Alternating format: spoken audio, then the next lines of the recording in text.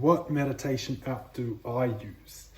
Huzzah, it's a trick. I don't use any meditation apps, and I don't use them for some good reasons. So first and foremost is, as often as I can, I try not to outsource my health in physical, mental, spiritual, emotional, whatever level. I try not to outsource it to an app, to technology. I try to just keep it, just take my eggs off the stove. I try to keep it like myself, self-sourced, self-sustained. So that way when I do reach out, it really has an impact. And so here's the thing with meditation. This is the other reason why I don't use it. After studying meditation for a very long time and having a solid level of education from my teachers, the idea is actually that we're working with the mind. And there's steps, there's precursors to meditation. And the one before it really is receding the senses. So that means turning the senses from being stimulated by the outside world. This is why we do it with our eyes closed. So we stop receiving the information and stimulation from the outside world. And we turn the senses inward so we can start to self-study. And in this process, we're studying the mind, we're working with the mind, we're digging up on the mind. It's an active process, meditation. It's not a passive process.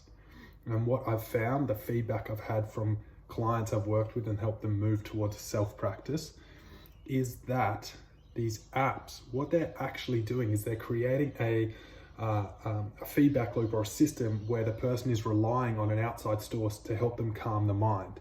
And more often than not, they're using the app as a distraction from their mind. So the process of meditation is to go in there and clean up the mind and teach the mind how we want to use it. A lot of people go, I can't meditate, my mind's too busy. That's the point. That's the point of meditation. We get in there and we're like, fuck, this is going on all the time and I'm not even aware of it. I need to do something about that. So the idea, the premise of using an app that helps us relax, we rely on the app and it takes us into meditation. It's not meditation. More often than not, it's actually a distraction. And if it's giving people reprieve from their mind, perfect, amazing. That's great. But it's a mindfulness practice and often it's a distraction. So to help us come into a self-practice, which is actually sustainable, and anything that comes from the outside world, any tip, trick, or tool that we find based on the outside world has a use-by date and it has an expiry. At some point, the app will stop being as effective. And because we've now spent a whole heap more time not cleaning out the junk from the mind, not detoxing the mind daily, essentially sometimes through the apps, we're accumulating more information into the mind. By the time the app stops working and it wears off, boom, the mental landscape is even more overgrown. So I'm not just going to be a dick and go, they're bad. They're not bad. They're just, are they as useful and are they meditation? It's a blurry area. And I'd say no.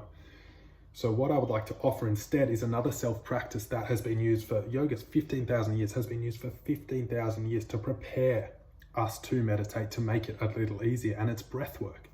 Breathwork is the precursor step to the stages of meditation, which there's 3 of. So the first one, like breathwork, and I'm going to give you an example. The first one is literally spend 5 minutes, if you can, doing inhale for 4, exhale for 8.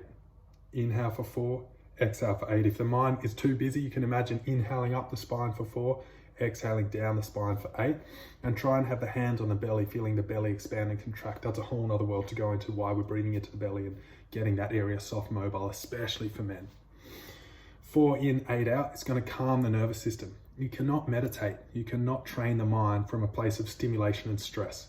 Step number 1 is calming the system so the mind can relax and it's not in that hypervigilant state of picking up on everything, hearing everything, seeing everything, thinking everything. Calm the system. Once we've calmed the system, then we want to balance the system. So spend another 5 minutes balancing the system, and that's with alternate nostril breathing. Breathing in one nostril, out the other. In that one, out the other. And the first goal here, the first step with this breath practice is getting 16-second inhale, 16-second exhale, without strain, without effort. Controlling in, out, slowing the breath down. Whenever you slow the breath down, it calms the system down. It builds our CO2 resistance or resilience, and it teaches the system to stay calm. So my breathing practice, my meditation practice, my meditation app is breathwork, because it was designed that way and it works in with the system. The alternate nostril breathing balances the yin and yang sides of the body. Ida and Pingala is what we call them in yoga. But it balances the system, brings it into harmony. And think about it, the mind works from a dual nature. It knows one thing by knowing the other. So if we stay If we go into meditation in a very heavy dual aspect, this and that, it's very hard for the mind to stop being so active. Whereas if we balance the system so it's calm and there's less disparity between which side we're in, either left or right side of the brain, if we bring them closer together, the mind can go, okay, now we can work with the mind without so much brrr. And if there is a lot of brrr, I promise you, that's the first stage of meditation, concentration with effort. We have to keep coming back to our focus point. And that focus point should be from within us, not outside and an app. Let me know your questions, your thoughts. Love to hear them. Love to hear your success stories with it and your progression. Blessings.